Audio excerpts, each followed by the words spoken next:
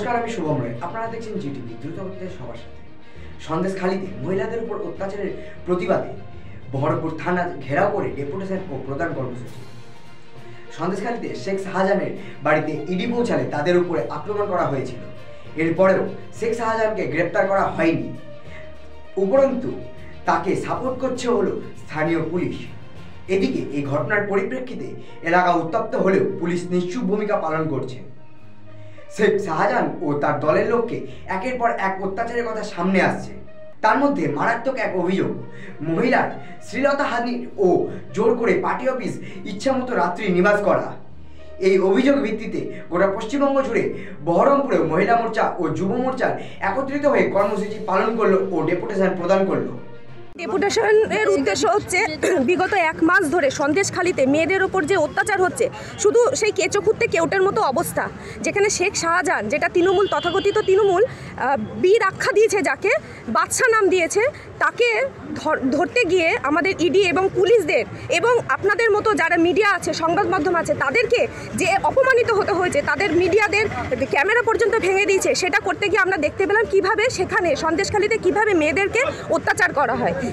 মেয়েদেরকে কি করা হয়, আলাদা আলাদা রূপে দেখা যায়, কার বয়স বেশি কার বয়স কম। বিবাহিত মেয়েরা যখন আসে, আমরা সেই সংবাদ মাধ্যমেই জেনেছি, বিবাহিত মেয়েরা যখন আসে তখন নাকি স্বামীদের তাদের ওপর কোনো অত্যাচার থাকে না।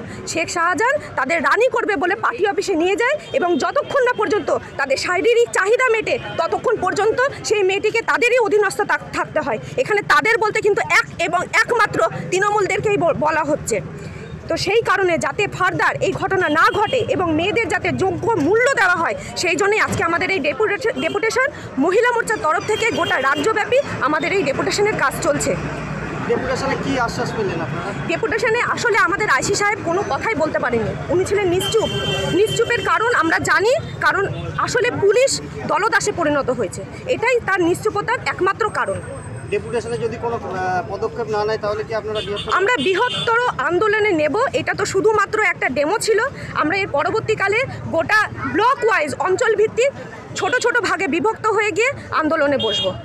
আজকে বিক্ষোভ বলতে আপনারা সবাই অবগত আছেন যে গত কয়েকদিন ধরে শেখ শাহজাহান ইস্যুতে যে সন্দেশখালীতে যে পরিস্থিতি তৈরি হয়েছে, যেভাবে সকালে একটা ফ্যামিলির কখনো দিনের বেলায় মায়েদেরকে নিয়ে যাওয়া, কখনো রাত্রিবেলায় মেয়েদেরকে সেই মায়ের মেয়েদেরকে নিয়ে গিয়ে পার্টি অফিসে আমোদ প্রমোদের ব্যবস্থা করতে হতো, নেতাদেরকে স্যাটিসফাই করতে হতো, এবং এইভাবে পার্টিকুলারলি সেই এলাকার সন্দেশখালীর মেনশন করে দিয়েছে, পার্টিকুলারলি হিন্দু ঘরের মেয়েদেরকে সেখানে আমোদ প্রমোদের বস্তু হিসেবে তাদেরকে ব্যবহার করা হতো।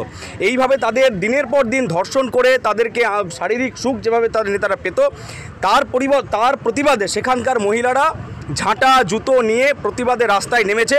এবং আমরা দেখলাম যে এই বাংলার পুলিশ যেখানে শাহজাহানকে প্রোটেকশন দিল এবং শাহজাহানকে ধরতে পারলো না, সেখানে শাহজাহানের ডান হাত এবং বাম হাতের যখন পোলট্রি ফার্ম পুড়িয়ে দেওয়া হলো, সেই পুলিশই বাংলার দেখলাম মুরগি ধরতে ব্যস্ত হয়ে গেল। যারা শাহজাহানকে ধরতে পারে না তার ডান হাত বাম হাতের মুরগি ধরতে ব্যস্ত হয়ে গেল। এখন কালকে দেখলাম আমরা সেই জায়গায় 144 ধারা জারি করে যারা প্রতিবাদে সামনে এসেছিল সেই মহিলাদেরকে দেখলাম কালকে গ্রেপ্তার করতে। এরই প্রতিবাদে আমরা আজকে ভারতীয় জনতা যুব মোর্চা আজকে রাস্তায় নেমেছি।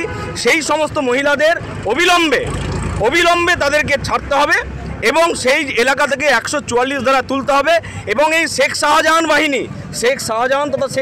বাহিনীকে অবিলম্বে গ্রেপ্তার করতে হবে। তার জন্য যথোপযুক্ত ব্যবস্থা এই তৃণমূল সরকারকে নিতে হবে।